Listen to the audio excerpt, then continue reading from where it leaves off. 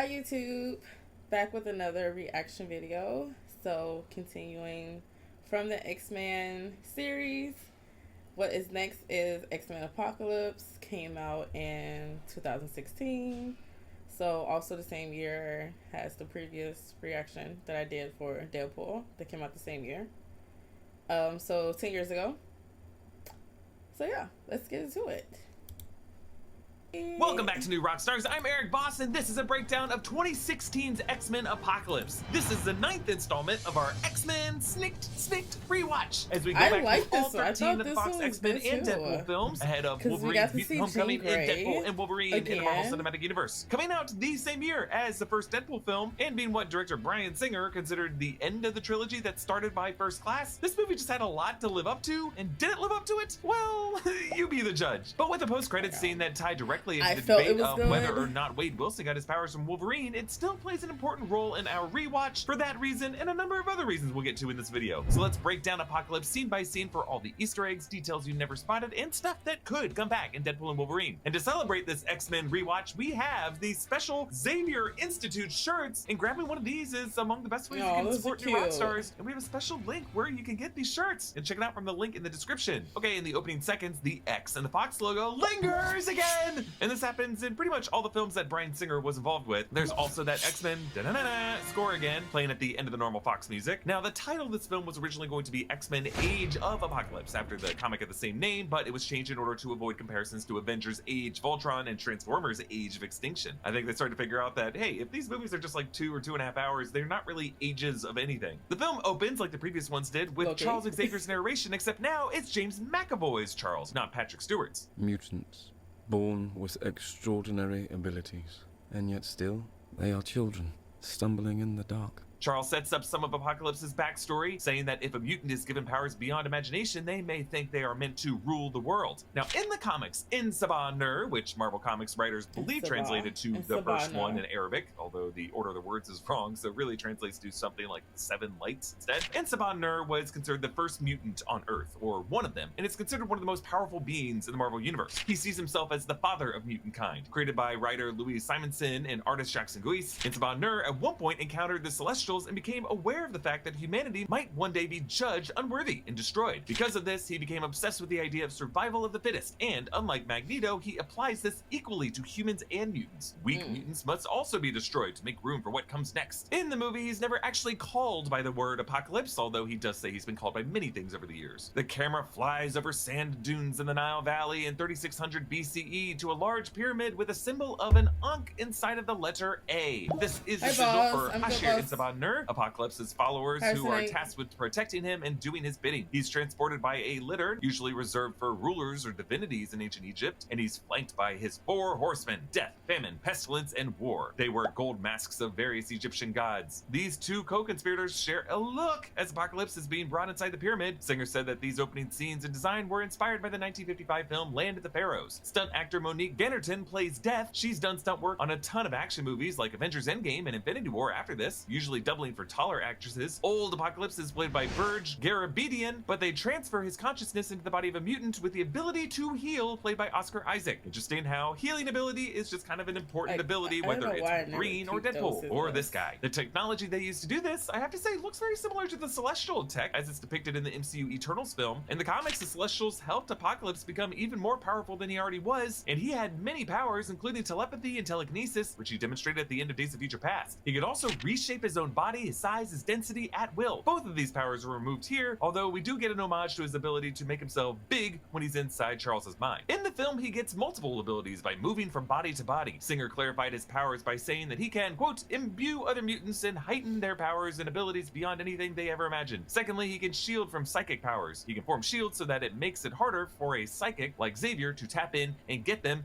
and he can change the inorganic molecules of things. That's a lot. At one point during the comics run, The 12, Apocalypse did transfer his essence into the body of Nate Gray, a powerful mutant that Mr. Sinister created using the DNA of Cyclops and Jean Grey. So this transfer is successful, but a rogue faction of followers trap Apocalypse inside the collapsing pyramid. His horsemen do their best to protect him. At one point, Death folds a guy in on himself and crunches him into a human pretzel, but they are ultimately all buried, with Death managing to surround Apocalypse in an energy sarcophagus that lets him sleep but not die. The camera zooms out of this wreckage to an X on the top of the destroyed pyramid. Unlike the previous opening credit sequences, which showed DNA and mutation, this shows humanity's advancement. And showing this coming from the chamber containing Apocalypse implies that everything the world has become has been shaped both by humans and mutants. We see these Egyptian columns and an Eye of Horus in the center of an X. The camera zooms in through the eye into a hallway lined with Egyptian statues and masks. Then it spins clockwise as it goes down the hallway and swoops through a circle into the next area. An arrow flies alongside the camera to show one of man's earliest weapons. These figures along the side here could be the Persian immortals, and that building in the center looks like it's part of the Great Wall. Then the arrows fly by some coins, showing some of the earliest forms of currency. Then we see a stone statue of Jesus carrying the cross to Calvary, and more advanced arrows fly by. The feathers now replaced by metal. There are images of Christian crosses in a church. On a wall is a painting of Henry VIII, so now we must be in the 16th century. This is Hans Holbein the Younger's painting The Ambassadors, which was painted around 1533. There's also the Mona Lisa, which was painted sometime between 1503 and 1519. The camera passes through the chamber of a revolver, so the weaponry is continuing to advance, and then we travel alongside a train, which gives way to airplanes. These look like World War II era fighter planes, and now that we are in the 20th century, the 20th Century Fox logo appears on screen. There's Nazi flags and other iconography, missiles being fired, one of them destroying a swastika. There's the Soviet Union image of the hammer and sickle. $100 bills float around everywhere, and we head into the 1980s, the era of money and excess, and Pedro Pascal memes. And then we see the Twin Towers still standing. The title flashes on screen, and then it zooms all the way out once again to show the X on the door leading to Cerebro, like in the previous films. In a high school in 1983,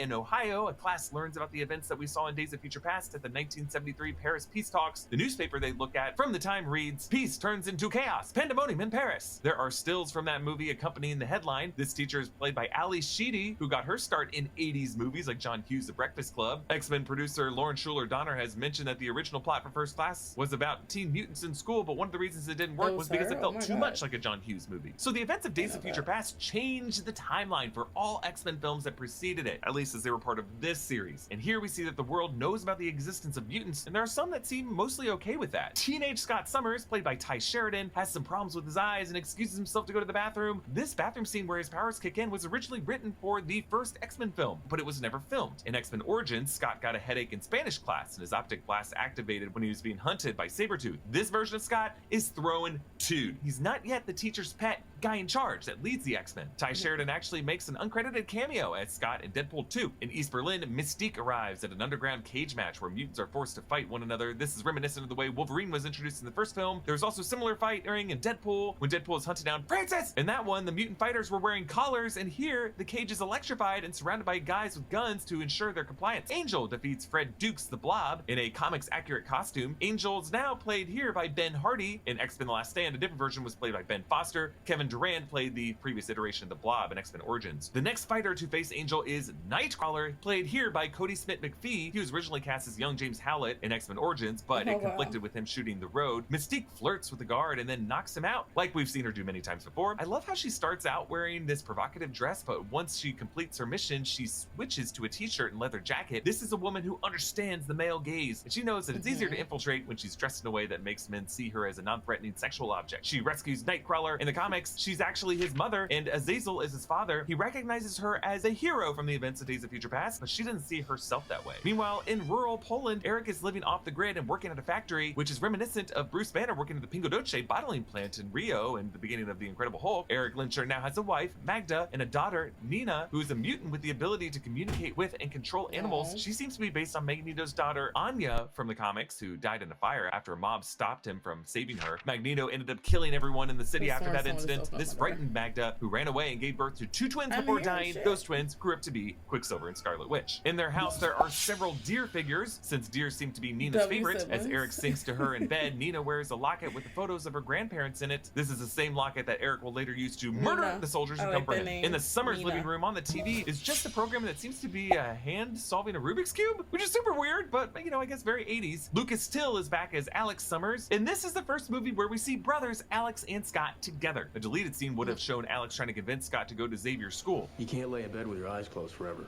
He's so cute.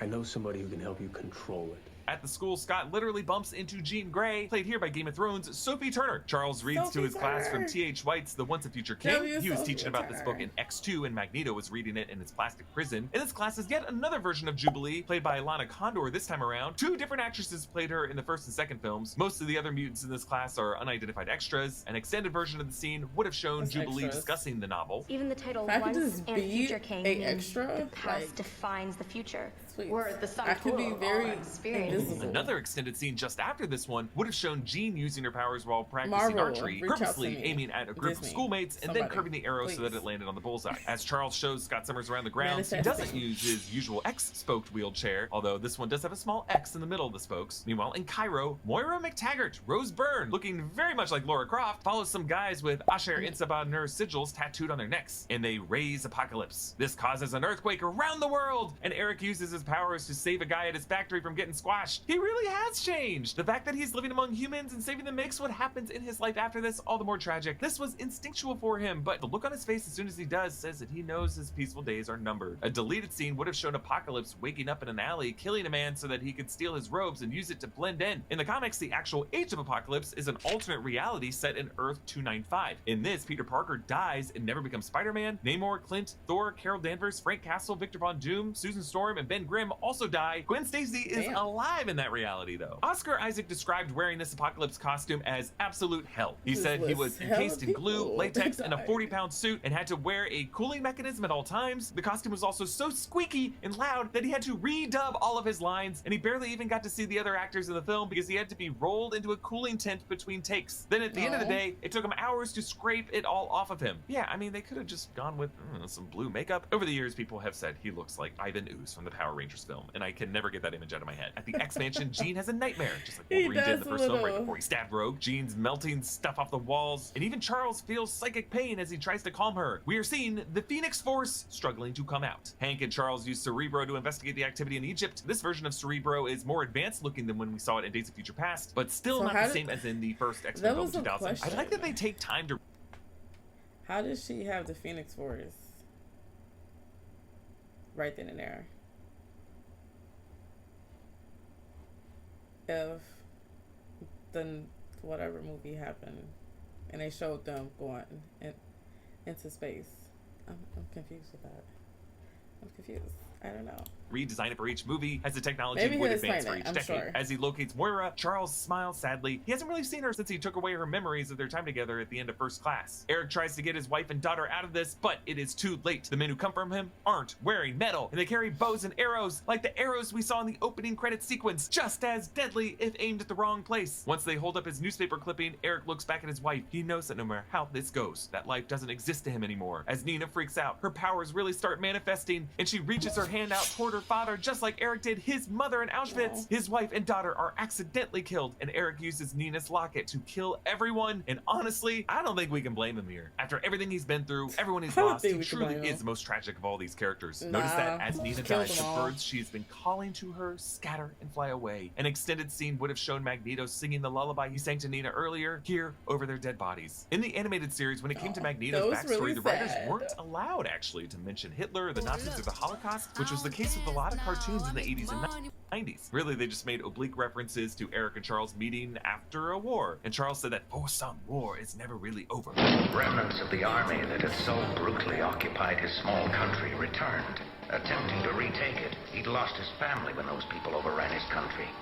Consumed by rage, he tried to destroy them. So Eric losing his wife and daughter in the woods like this is kind of similar to those moments in the animated series. Apocalypse meets a young Aurora Monroe, Storm, played here by Alexandra Shipp. This mohawk look was a favorite from the comics, and we got to see it in an episode of the animated series that was about an alternate timeline. Storm robbing people on the streets of Cairo is also straight from the comics, although she was born from a long line of mutant Kenyan princesses. Personal tragedies left Aurora an orphan who was forced to steal to survive. Bryan Singer is a huge Star Trek fan, and after we saw Hank watch watching the Star Trek episode The Naked Time in Days of Future Past, here a boy watches a different episode Who Mourns for Adonius. Whereas The Naked Time was about time travel directly tied into the plot of Days of Future Past, this episode is about a vain and vengeful god who demands to be worshipped, like this movie is. Bryan Singer has also said that he describes this version of Apocalypse as the god of the Old Testament and all that comes with that. If there isn't the order in the worship, then I'll open up the earth and swallow you whole. And that was the god of the Old Testament. Here, Apocalypse uses a TV to learn about human history, flipping quickly through the channels with his mind. There's a news report about the Soviet invasion of Afghanistan, the game show The $25,000 Pyramid, what looks like a commercial for engagement rings, a news report on nuclear missiles with the headline, Will It Work?, a news clip of Magneto from the end of Days of Future Past, various militaries marching, a missile firing, a stock ticker, $100 bills, a submarine, and other instruments of war, Reagan talking about the nuclear war, the Big Buddha in Hong Kong. There's a little snippet from the old Be All That You Can Be song from Army recruitment videos at the time, military superpowers, footage of the Pope, Las Vegas, more money, and basically just a bunch of other stuff that convinces Apocalypse that the weak have taken over the earth, that they worship false gods, humanity has lost its way, and must be cleansed. He kind of draws the same conclusion that Ultron draws when he goes through a similar process in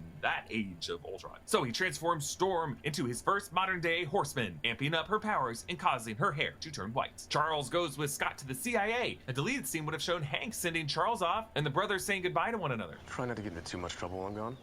I'll do my best.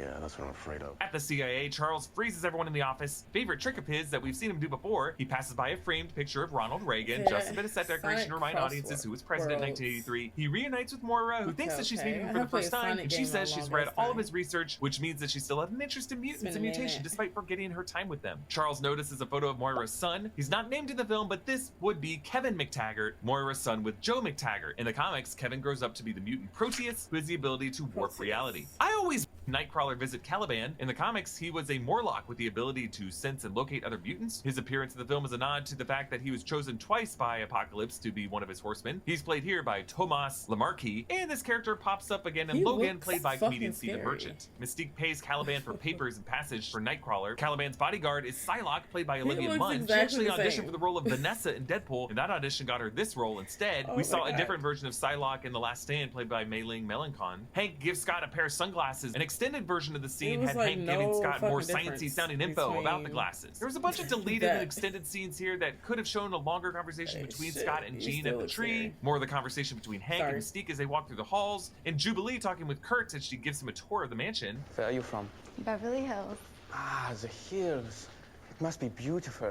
I've never been to the mountains. It sucks that so much of Jubilee was cut out of the final film, but at least they got her clothes right for this one. There was also an extended scene with more of Scott convincing Jean to cut school and go to the mall. I like that when he's convinced them, Scott asks, where does he keep his cars? Which means he's totally gonna steal one of Charles's cars, just like Wolverine stole his motorcycle in the first film. When Apocalypse, Psylocke, and Storm go to find Angel, he's listening to Metallica's Four Horsemen. In the comics and animated series, when he's turned into a horseman, Angel's skin turns blue. That gets a shout out here when he's bathed in blue light. He is turned into Archangel, the horseman Death. Storm is famine, Psylocke is pestilence, and later Magneto becomes war. Although Singer also likened Apocalypse to a cult leader and also saw his followers here represented 4 pillars of a cult, with Magneto representing the political faction, Archangel representing the military faction of the Guardians, Storm representing the youth faction, and Psylocke representing the sexual component, since many cult leaders sexualize their position. In the comics, Archangel was an OG horseman and Psylocke became one in the Uncanny X-Force comic. The animated series also had Archangel as a horseman, and in X-Men Evolution, both Storm and Magneto were horsemen at one point. Like Hank shows Raven the Blackbird he's been building, and she comments on the fact that he's been building a warplane at a school. No, I think we should hope for the best.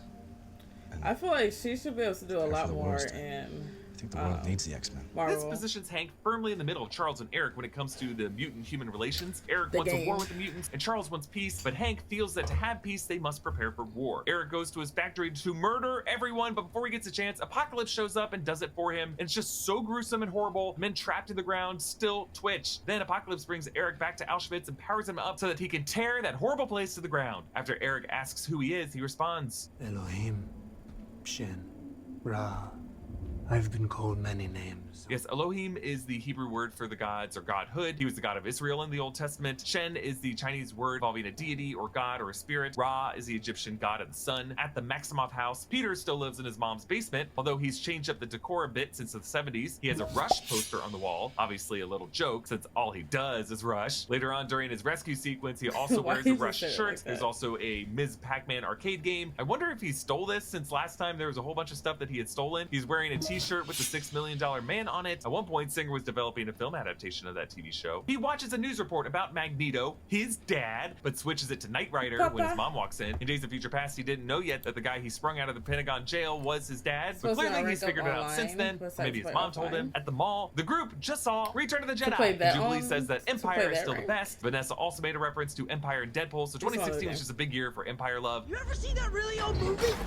Empire Strikes Back? And Gene says this. Well, at least we can all agree the third one's always the worst. Yes, this is an obvious dig at X-Men The Last Stand, but in hindsight, it kind of ended up biting Bryan Singer in the ass since he considered Apocalypse to be the third of a trilogy with this movie. It was also the worst of those 3 films. The theater is also showing Up the Academy, which was a 1980 movie starring Robert Downey Sr. Movies coming soon are Romancing the Stone, which starred Michael Douglas, and Revenge of the Nerds. Jubilee wears a t-shirt that says Bring on the Night, which is a song by The Police, and Nightcrawler wears a red leather jacket similar to the one Michael Jackson wore in the music video for Thriller. There was a lot more stuff in the mall that ended up getting cut, like them going to the arcade and Jubilee using her powers, which would have been cool because her accidentally wrecking an arcade game at the mall was in the pilot episode of the animated series. There was stuff with them drinking slush puppies at the food court, and Nightcrawler getting brain freeze, and at a record store where Scott would have taken out a Dazzler album. There was also a scene of Nightcrawler breakdancing. Charles and Raven reunite and debate whether anything has really changed for mutants. Singer said that, quote, Charles is living in a kind of blissful world that often the rich do, and it's going well for him. Raven sees a darker world, a world that is not yet fixed. There was a cutscene right after this with Moira looking at the mansion and saying that she swears she's been there before. There's another cutscene later when she's riding the jet and looking at Beast where she says he's bringing up all the memories of something that she can't recall. All this to show that her brain was fighting what Charles had done to erase their time together. Raven tells Charles about Eric, and he uses Cerebro to locate him and greets him with, hello, old friend, which is how they greet one another many times throughout the films. Using Cerebro was a huge mistake, though, because it allows Apocalypse to hijack it, connect with, and take control of specific members of all the world powers and fire every nuke straight up, taking them out of play. We get a cameo from Stan Lee and his wife, Joan Lee. Stan Lee's wife is also big in the world of comics. She voiced Madam Web in the 90s animated Spider-Man series. The music playing as Apocalypse hijacks Cerebro is Symphony No. 7 in A Major, Opus 92, to Allegretto by Edward Lindenberg, as Eric tells Alex to wreak havoc and destroy Cerebro. Apocalypse says, you can fire your arrows from the Tower of Babel, but you can never strike gold!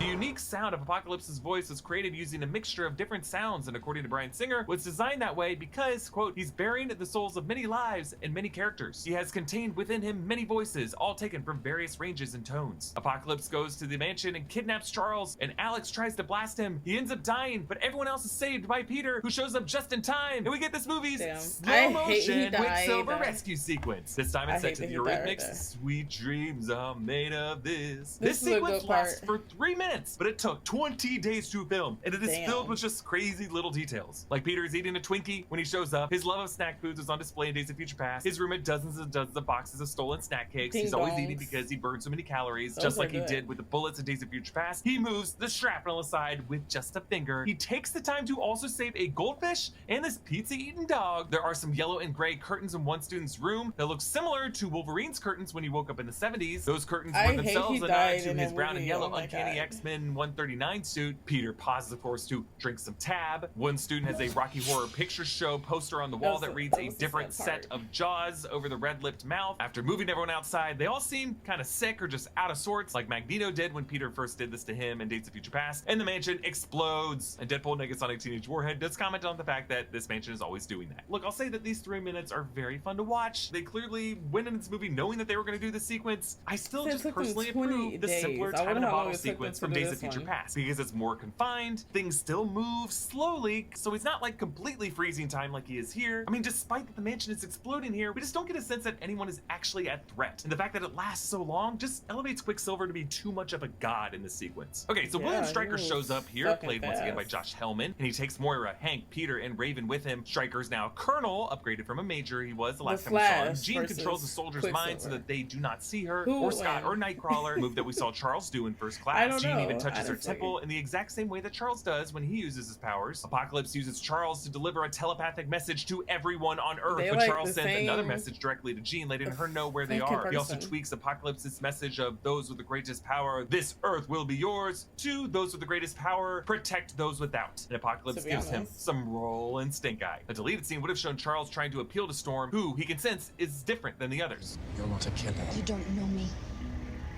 You didn't grow up in a place where superstition and dark religion hold a lot more sway than your degrees, Professor. At the facility where Stryker is keeping everyone, Jean unleashes a practically feral Wolverine, and he is in his Weapon X gear from the comics. This cameo, while awesome, does raise a few questions. First off, the last time we saw him, chronologically speaking, he was being raised from the Potomac by Mystique disguised as Stryker. So how did the real Stryker get a hold of him to perform the Weapons Plus procedure on him? I'm assuming that, since his look is more similar to the comics, the story of how he lost his memory is the same way as it is in the comics, but instead of Stryker's magic adamantium bullet, it was actually his mind protecting him from mental stress. Also, since Jean gives him back a small piece of his memories, is he going to remember her as a teenager? I guess it's best not to think of him being in love with a woman he met when she was just like 17, and just kind of focus on how cool Wolverine looks, killing all those guards. Bryan Singer cameos as the one who fires a machine gun and then dies off screen, his blood spraying back into frame. As Jean goes to touch Wolverine's face, he grabs her arm the same way he did when they first met in X-Men, and he regained consciousness to find her tending to him. I can't tell, but it sounds like the voice that whispers Logan is Famke Janssen and not Sophie Turner. Or maybe Turner was just channeling Famke Janssen's voice here, trying to do an older voice. And then Wolverine runs off into the wilderness in nothing but his shorts and a mullet. I love how Stryker sees that Weapon X has escaped and just quietly dips out. He's like shitting his pants at this point. Mystique tells everyone that she and Hank are the only ones left of the original X-Men. That's because Darwin died in First Class. Havoc, obviously, we just saw die, and the rest died between First Class and Days of Future Past when they were experimented on by Bolivar Trask. Magneto destroys a whole bunch of shit. The ship he raises from the ocean floor is USS Indianapolis, which is the one that Robert Shaw talks about in his speech in Jaws. Jaws is Bryan Singer's favorite film. He also put a little nod to Jaws in X2. Pyro's lighter had a shark on it. Singer's production company, Bad Hat Harry, is actually taken from a line in Jaws. That's some Bad Hat Harry, when Brody snaps at that old man on the beach. As Apocalypse tries to transfer his consciousness into Charles, causing his baldness, the Horsemen and the X-Men fight. James McAvoy actually shaved his head for First Class before finding out that the film was set in the 60s and they wanted him to have hair. This time he shaved it correctly. Amidst the rubble, there are billboards for Michelin tires and Sinalco Cola, that is the oldest soft drink brand in Europe. Mystique makes a heartfelt speech to Magneto about how he has more family than he knows, but Peter chickens out on telling him that he's his son. Storm and Scott face off. These two will eventually lead the X-Men together. Eric flashes back through his relationship with Charles and realizes Mystique is right. Peter's super speed fights Apocalypse, but Apocalypse adjusts, which is crazy, and then breaks his leg. Mystique poses a Psylocke to try to stop him, but Apocalypse chokes her out. There was a controversial billboard depicting this scene that ended up being taken down because people felt it glorified violence against women. When Storm sees her hero about to be killed, she realizes she's on the wrong side of this. Charles enters Apocalypse's mind and mind fights him. Apocalypse grows larger, which was one of his abilities in the comics and animated series. Magneto stops Apocalypse by putting a big X of metal in his path. Everyone combines their powers to take him on, including Storm, but they're still outmatched until Charles convinces Jean to unleash her inner power. As she does, a big fiery phoenix spreads out behind her. Before he's destroyed, Apocalypse looks at Jean and says, all has been revealed. Charles gives Moira back her memories from First Class, and she's honestly more chill about it than I would be. If I found out someone had mind wiped me, Jean and Eric use their powers to rebuild the mansion. Quicksilver is sporting a cast with a ton of names and pictures scribbled on it, including a doodle of an arcade game. The names Danny M and MM. Also, Evan is on there for Evan Peters. It looks like Bryan Singer signed his name, and I love Rush in big letters across the middle. His Rush shirt has been swapped out for an Atari shirt, though. He and Storm decide to stick around the school. But Eric says goodbye to Charles, who is now in the X-wheeled wheelchair from the first two films, and he's also now in his very professor-y three-piece suit and tie. Eric says, doesn't it ever wake you up in the middle of the night? The feeling that one day they'll come for you and your children. This is the same exact thing they had said to each other at the end of the original X-Men film. Doesn't it ever wake you in the middle of the night? The feeling that someday they will come for you and your children. And Charles says to him, goodbye, old friend. Again, another repeated phrase among these two. And then Mystique sets up the group for some training in the Danger Room. The white panel in the center of her uniform is an homage to her white sleeveless dress look from the comics. Nightcrawler is also in his Origins comic accurate costume. And finally, Scott gets his blue and yellow costume and visor based on Jim Lee's 90s comic run. And all of them face off against some repurposed Sentinels. A deleted scene from earlier would have shown Hank giving Scott his visor. It's just one big visor. It is, yeah. You want me to wear it on my face? I just hope the other kids don't start calling me Cyclops. Other than the fact that it seems like Mystique is leading the group, I was really excited to see this particular lineup and these particular costumes at the end of the movie. I know a lot of people were down on X-Men Apocalypse, but this moment right here, along with the Wolverine scene, elements of the X-Mansion explosion scene, what Ty Sheridan and Sophie Turner were bringing to the roles, I honestly could get on board with it. But unfortunately, this movie will always just be overshadowed by the fact that this was just kind of the breaking point for Bryan Singer's relationship with the X-Men franchise. Everything was really starting to come out about Bryan Singer around this time, and specifically the studio just said enough is enough with the fact that Bryan Singer would just be missing for days at a time from the set. And even though the DGA almost never does this, I just really believe Simon Kinberg deserves a co-director credit for what he did for this movie. But then again, you could say, hey, he got enough of a reward for being allowed to direct Dark Phoenix, and we saw what he did with that. We're going to talk about Dark Phoenix in the future. I'm not even convinced that that's entirely his fault. It's largely his fault, but not entirely. But we get this insane post-credit scene for X-Men Apocalypse, where a group of men are cleaning up the bullets left behind at Stryker's facility where Wolverine escaped, and they recover his x-rays in a blood sample and put it in a briefcase with one green sample and one yellow sample. And as the briefcase closes, we see the name Essex Corp, which is a reference to Nathaniel Essex, aka Mr. Sinister. His name was seen on Stryker's computer in X2, and he is a huge X-Men villain. He's a geneticist who became obsessed with manipulating DNA to create the most powerful and perfect mutant, and Mr. Sinister is rumored to be the primary antagonist of the X-Men 97 series on Disney+. Now, in the film Logan, it's revealed that Laura, X-23, was created using Wolverine's blood. And in Deadpool, many people believe that the serum used on Wade Wilson was derived from Wolverine's DNA. So there is just a lot of stuff that these shady suit guys might be doing with those files. Okay, so next week I will be breaking down 2017's Logan, which might be the finest film. Logan is next. I can't wait to watch that. That was gonna start right there. And that is the end of that reaction video. Hi. I felt like Apocalypse was not that bad. Like, I felt like that was solid enough. That was a solid X-Men movie. It's definitely solid. Like I said, out of those 4 new X-Men movies they made, definitely First Class and Days of Future Past was like obviously like the best ones out of those 4 or whatever. But I feel like Apocalypse was solid. It was solid.